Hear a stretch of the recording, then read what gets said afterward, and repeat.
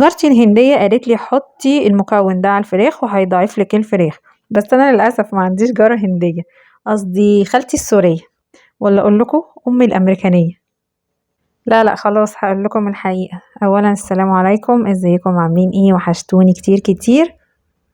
الوصفة دي انا لقيتها في قناة اجنبية، ولقيت الاجانب بيوفروا في الفراخ واللحمة بتاعتهم، مع ان الاجانب عندهم يعني الحاجة بتاعتهم برخص التراب. اما اللي هم عندهم الاسعار زي عندنا كانوا عملوا ايه؟ المهم تعالي يا اختي انتي وهي نوفر في الفراخ بتاعتنا، ونعمل فراخ بكمية كبيرة من ربع كيلو فراخ بانيه. طبعا الاسعار ولعت زي ما انتي عارفة، الاسعار زايدة كتير قوي. فاحنا هنحاول نقتصد بقى في الاكل بتاعنا، ونحاول ان احنا نكتر الكمية بتاعته.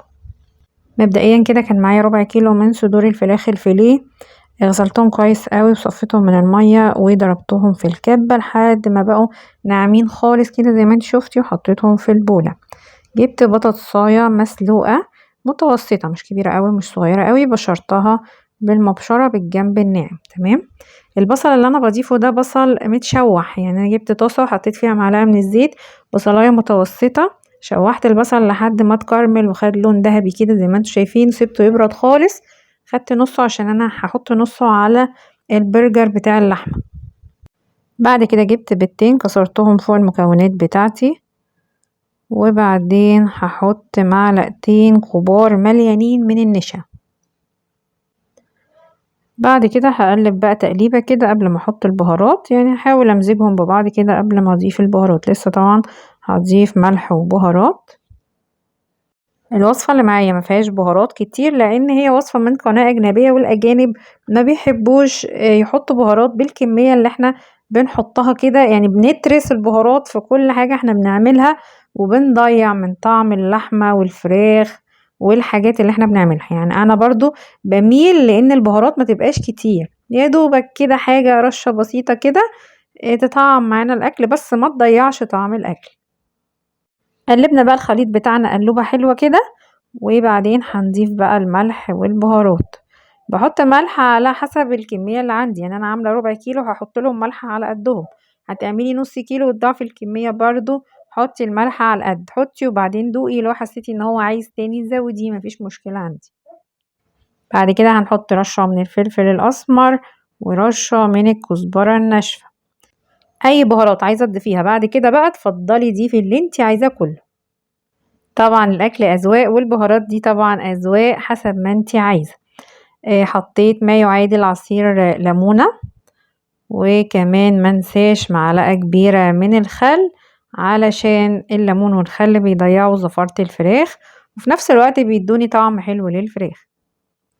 بصوا انا هكتفي على كده بالتتبيل بتاعي. ممكن انتي بقى تحطي بهارات فراخ، ممكن تحطي توم باودر وبصل باودر، ممكن تحطي اي بهارات انتي بتحبي طعمها في الفراخ، حطي اللي انتي عايزاه.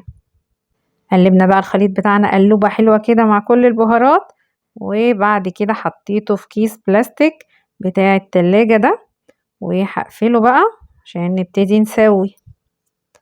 ممكن اسوي بطريقتين او اعمل الفراخ بطريقتين.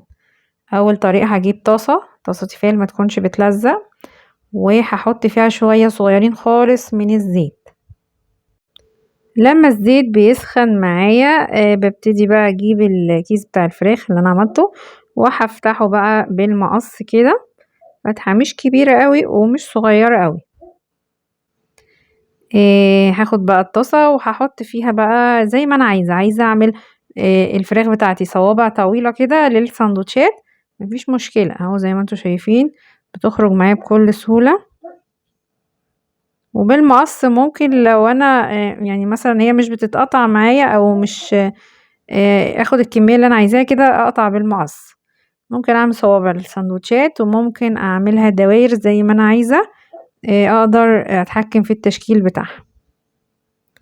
ممكن كمان لو انت عايزة تعملي برجر يكون كبير شوية مفيش مشكلة، هنزود الكمية. في حتة صغنطوطة نزلت اهي من الكيس، مش مشكلة هنسويها برضو معانا، واختنا برضو حبيبتنا يعني مش هنرميها يعني، خليها تستوي معانا. هسيح بقى دول كده شوية يكملوا تسويتهم، واحاول ان انا اوطي النار شوية عشان ما يتحرقوش معايا ويفضلوا نيين من جوه. هحط بقى كمية كده فوق بعضها وابتدي افردها، لو انا عايزة اعمله برجر مثلا صغير برجر كبير حسب الكمية بقى اللي انا عايزاها. بفرد كده زي ما انتوا شايفين اهو. بصوا ممكن ازود وممكن اقلل زي ما انا عايزة. بفرد بقى بالسباتيولا عليهم كده ابططها الحجم اللي انا عايزاه، كبيرة صغيرة تخينة رفيعة زي ما انا عايزة. هقلبهم بقى على الوش التاني. بصوا خدوا لون جميل اهو. دي لسه هقلبها قلبة كمان عشان تتحمر معانا. بصوا سريعة خالص اهي وما خدتش معانا اي وقت. والريحة بقى ما شاء الله عليها قلب ريحة الدنيا حلوة جدا. كمان احنا لو اديناها رشة بهارات فراخ او كاري مثلا هتبقى حلوة برضو، تدي ريحة حلوة اوي.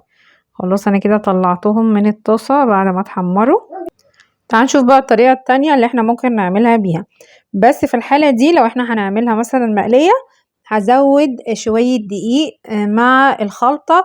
وانا بعملها هحط كده حبة من الدقيق 3-4 معالق دقيق كده، بحيث ان هي تبقى معايا متماسكة، تبقاش سايلة كده زي ما هي سايلة يعني مش ماسكة نفسها، عشان برضو اقدر اتحكم فيها. بس برضو مش مشكلة، انا هتصرف برضو معاها حتى وهي سايلة كده هنعملها. بحط بقى شوية كده في البقسماط او الفيجيتار وبضغط عليها كده بحيث ان هي تشرب معايا من البقسماط وتتماسك تمسك نفسها، وبنزلها تاني وشوية وبحركها كده انزلها تاني لحد ما بتشرب معايا من البقسماط وتبقى متماسكة، اعرف امسكها واعرف اقليها. احطها في الزيت زي ما انتوا شايفين كده. هكمل بقى انا كام واحدة كده، مش هعملهم كلهم علشان احنا برضو بنحب ناكل الفراخ سخنة، مش بنحبها باردة. يعني في ناس بتقلي كل الكمية او بتجهز كل الكمية وبتعملها وبياكلوها باردة عادي طول اليوم، انما احنا بنحبها سخنة اول باول. بعملها كده كام واحدة لحد ما يخلصوا وبعمل تاني سخن.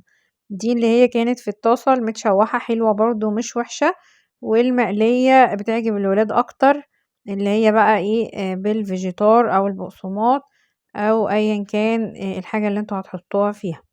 دي شكلها من جوه هي لسه سخنة ما شاء الله، طعمها حلو جدا. وزي ما انتوا شفتوا عملت معايا الكمية دي، وبرده في معايا كمية تانية كتيرة قوي لسه نية.